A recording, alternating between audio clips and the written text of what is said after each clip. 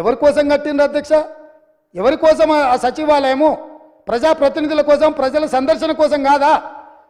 ఎవరి ఆస్తి అది? ఎవరి కోసము? ఎవరి పరిపాలన అక్కడి నుంచి జరగాలి అధ్యక్ష? ప్రజలే రాని అని ప్రగతి భవన్లు, ప్రజలనే రాని అని సచివాలయాలు ఈ తెలంగాణ రాష్ట్రంలో ఎంతకాలం సాగుతాయని వాళ్ళు విర్రవీగుతున్నారు అధ్యక్ష. అందుకే ప్రగతి భవన్ గోడలు బద్దలు కొట్టినము, సచివాలయం గేట్లు బార్లా తెరిచినము, ప్రజాప్రతినిధులందరినీ రమ్మని చెప్పినాము, వాళ్ళు చెప్పేది వింటామని చెప్పినాము, మానవత్వంతో సమస్యల్ని పరిష్కరిస్తామని చెప్పినాము.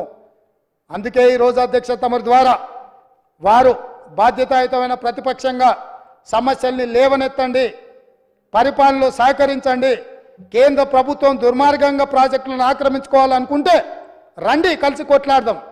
ఈ రాష్ట్రానికి వచ్చినప్పుడు మీరు మేము వేరుండొచ్చు, పక్క వాళ్ళు మన మీదకి వచ్చినప్పుడు మనమందరం ఒకటి కావాలి. వాళ్ళకి సందర్భంగా నేను గుర్తు చేయదలుచుకున్నా, కౌరవులు పాండవులు పక్క రాజ్యం వాళ్ళు వస్తే 105 మంది, వాళ్ళకు వాళ్ళే వస్తే 100 ఒక పక్కన, 5 ఇంకొక పక్కన. కానీ పక్కవాడు దండెత్తినప్పుడు 105 మంది ఒక్కటి ఉండేది. పోయినసారి మా వాళ్ళు 5 మంది ఉన్నారు, మీరు 100 మంది ఉన్నారు. సరిగ్గా లెక్క కూడా అట్లనే ఉంది. లెక్క అంతే ఉంది కదా అధ్యక్ష. బయటోడు వచ్చినప్పుడు కనీసము కొంచెం విఘ్నత ప్రదర్శించండి అని చెప్పి నేను చెప్తున్నా అధ్యక్ష. నేనేమి కాని కోరికలు కోరట్లేదు అధ్యక్ష. ప్రజలు ఒక తీర్పు ఇచ్చిండ్రు, ప్రజల తీర్పును గౌరవించండి. ప్రజాస్వామ్యాన్ని బ్రతికించడానికి పనిచేద్దాం మనము. మీకేం వయసు అయిపోలే కదా, ఉంది కదా, ఇంకా ముందల ఏమన్నా ఉండొచ్చు కదా, ఎందుకంత ఆత్రపడుతుర్రు? ఆ ఒక్కని కోసం వీళ్ళందరినీ బలిచ్చేటట్టుర్రు. సన్ స్ట్రోక్ అంటారు కదా అధ్యక్ష ఇంగ్లీష్లో. అట్లాంటి పరిస్థితి ఈ రాష్ట్రానికి తగలొద్దని మీ ద్వారా అన్ని విషయాలు దాదాపుగా నేను ప్రస్తావించినానే అనుకుంటున్నాను. సభ్యులు ఏదైనా అడిగిన విషయాలు ఇంకా ఉంటే కూడా అవసరం అనుకుంటే వాళ్ళను ఈ సమావేశాలు పూర్తి కాగానే పార్టీ పరంగా ఇటు మా మిత్రులు భారతీయ జనతా పార్టీ శాసనసభ్యులు వాళ్ళు కూడా ప్రజలు ఎన్నుకుంటేనే, ప్రజల అభిప్రాయం ప్రజలు ఎన్నుకుంటేనే ఇక్కడికి వచ్చిండ్రు. వాళ్ళతో కానీ, ఎంఐఎంతో కానీ, సిపిఐతో కానీ, టీఆర్ఎస్ ఇప్పుడు అదేదో పేరు అంటే వాళ్ళే కన్ఫ్యూజన్లు ఉండ్రు. అంటే ఆయన కేటీఆర్ఎస్ అని ఒక అదేదో ఉన్నట్టుంది కదా, ఇంకా అదే ఉందేమో అనుకుంటున్నా. మార్పు రాలేదు, అది కూడా మార్పు రావాలి కదా. సో అందుకోసమని ఎవరికైనా మేము అందుబాటులో ఉంటాము.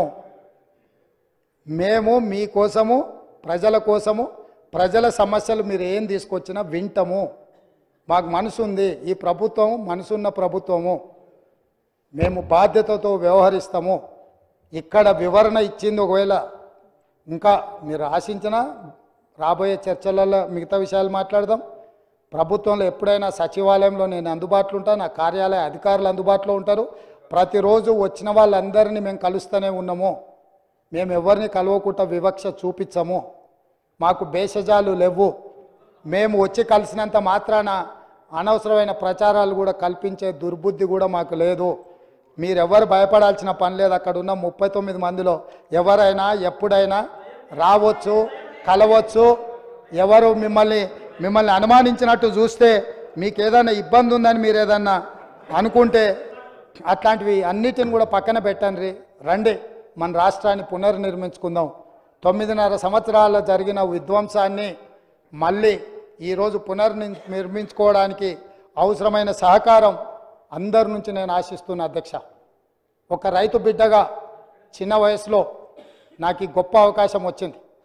ఎంతోమంది మేధావులు కావచ్చు, విఘ్నులు కావచ్చు, చాలామంది రాజకీయ దురంధరులు ఉండొచ్చు, వాళ్ళు ఎవరికి రాని అవకాశం ఈరోజు మా పార్టీ శ్రీమతి సోనియా గాంధీ గారు, మల్లికార్జున్ ఖర్గే గారు అవకాశం ఇచ్చారు. మా ఎమ్మెల్యేలు అందరూ కూడా అండగా నిలబడ్డారు. నేను అధ్యక్షుడిగా, అప్పుడప్పుడు ఇది ప్రజా తీర్పు కాదు పార్టీ తీర్పు అని, నేను అధ్యక్షుడిగా ప్రజల దగ్గరికి వెళ్ళిన అధ్యక్ష. నా అధ్యక్షతను ఎన్నికలు చేసినాం. మీ అధ్యక్షుడి పేరు మీద మీరు పోయినరు, మా పార్టీని నా అధ్యక్షతను ఎన్నికలు వెళ్ళమన్నారు. ప్రజలు తీర్పు ఇచ్చిండ్రు. ఇదేం ఆషామాషిగా ఇక్కడికి రాలేదు అధ్యక్ష. తప్పకుండా ప్రజా తీర్పును గౌరవిస్తాం, ప్రజా సమస్యలను పరిష్కరిస్తాం. ప్రతిపక్షంగా మీ బాధ్యతను నెరవేర్చండి. ఈ తెలంగాణ రాష్ట్రంలో ఎంతకాలం సాగుతాయని వాళ్ళు విర్రవీగుతున్నారు అధ్యక్ష. అందుకే ప్రగతి భవన్ గోడలు బద్దలు కొట్టినము, సచివాలయం గేట్లు బార్లా తెరిచినము, ప్రజాప్రతినిధులందరినీ రమ్మని చెప్పినాము, వాళ్ళు చెప్పేది వింటామని చెప్పినాము, మానవత్వంతో సమస్యల్ని పరిష్కరిస్తామని చెప్పినాము. అందుకే ఈరోజు అధ్యక్ష తమరి ద్వారా వారు బాధ్యతాయుతమైన ప్రతిపక్షంగా సమస్యల్ని లేవనెత్తండి, పరిపాలనలో సహకరించండి. కేంద్ర ప్రభుత్వం దుర్మార్గంగా ప్రాజెక్టులను ఆక్రమించుకోవాలనుకుంటే రండి కలిసి కొట్లాడదాం. ఈ రాష్ట్రానికి వచ్చినప్పుడు మీరు మేము వేరుండొచ్చు, పక్క వాళ్ళు మన మీదకి వచ్చినప్పుడు మనమందరం ఒకటి కావాలి. వాళ్ళకి సందర్భంగా నేను గుర్తు చేయదలుచుకున్నా, కౌరవులు పాండవులు పక్క రాజ్యం వాళ్ళు వస్తే 105 మంది, వాళ్ళకు వాళ్ళే వస్తే 100 ఒక పక్కన 5 ఇంకొక పక్కన. కానీ పక్కవాడు దండెత్తినప్పుడు 105 మంది ఒక్కటి ఉండేది. పోయినసారి మా వాళ్ళు 5 మంది ఉన్నారు, మీరు 100 మంది ఉన్నారు. సరిగ్గా లెక్క కూడా అట్లనే ఉంది. లెక్క అంతే ఉంది కదా అధ్యక్ష. బయటోడు వచ్చినప్పుడు కనీసము కొంచెం విఘ్నత ప్రదర్శించండి అని చెప్పి నేను చెప్తున్నా అధ్యక్ష. నేనేమి కాని కోరికలు కోరట్లేదు అధ్యక్ష. ప్రజలు ఒక తీర్పు ఇచ్చిండ్రు, ప్రజల తీర్పును గౌరవించండి. ప్రజాస్వామ్యాన్ని బ్రతికించడానికి పనిచేద్దాం మనము. మీకేం వయసు అయిపోలే కదా, ఉంది కదా, ఇంకా ముందల ఏమన్నా ఉండొచ్చు కదా, ఎందుకంత ఆత్రపడుతుర్రు? ఆ ఒక్కని కోసం వీళ్ళందరినీ బలిచ్చేటట్టుర్రు. సన్ స్ట్రోక్ అంటారు కదా అధ్యక్ష ఇంగ్లీష్లో. అట్లాంటి పరిస్థితి ఈ రాష్ట్రానికి తగలొద్దని మీ ద్వారా అన్ని విషయాలు దాదాపుగా నేను ప్రస్తావించినానే అనుకుంటున్నాను. సభ్యులు ఏదైనా అడిగిన విషయాలు ఇంకా ఉంటే కూడా అవసరం అనుకుంటే వాళ్ళను ఈ సమావేశాలు పూర్తి కాగానే పార్టీ పరంగా ఇటు మా మిత్రులు భారతీయ జనతా పార్టీ శాసనసభ్యులు వాళ్ళు కూడా ప్రజలు ఎన్నుకుంటేనే, ప్రజల అభిప్రాయం ప్రజలు ఎన్నుకుంటేనే ఇక్కడికి వచ్చిండ్రు. వాళ్ళతో కానీ ఎంఐఎంతో కానీ సిపిఐతో కానీ టీఆర్ఎస్ ఇప్పుడు అదేదో పేరు అంటే వాళ్ళే కన్ఫ్యూజన్లు ఉండ్రు. అంటే ఆయన కేటీఆర్ఎస్ అని ఒక అదేదో ఉన్నట్టుంది కదా, ఇంకా అదే ఉందేమో అనుకుంటున్నా. మార్పు రాలేదు, అది కూడా మార్పు రావాలి కదా. సో అందుకోసమని ఎవరికైనా మేము అందుబాటులో ఉంటాము. మేము మీకోసము, ప్రజల కోసము, ప్రజల సమస్యలు మీరు ఏం తీసుకొచ్చినా వింటాము. మాకు మనసు ఉంది, ఈ ప్రభుత్వం మనసున్న ప్రభుత్వము, మేము బాధ్యతతో వ్యవహరిస్తాము. ఇక్కడ వివరణ ఇచ్చింది ఒకవేళ ఇంకా మీరు ఆశించినా రాబోయే చర్చలలో మిగతా విషయాలు మాట్లాడదాం. ప్రభుత్వంలో ఎప్పుడైనా సచివాలయంలో నేను అందుబాటులో ఉంటాను, నా కార్యాలయ అధికారులు అందుబాటులో ఉంటారు. ప్రతిరోజు వచ్చిన వాళ్ళందరినీ మేము కలుస్తూనే ఉన్నాము. మేము ఎవరిని కలవకుండా వివక్ష చూపించము, మాకు భేషజాలు లేవు.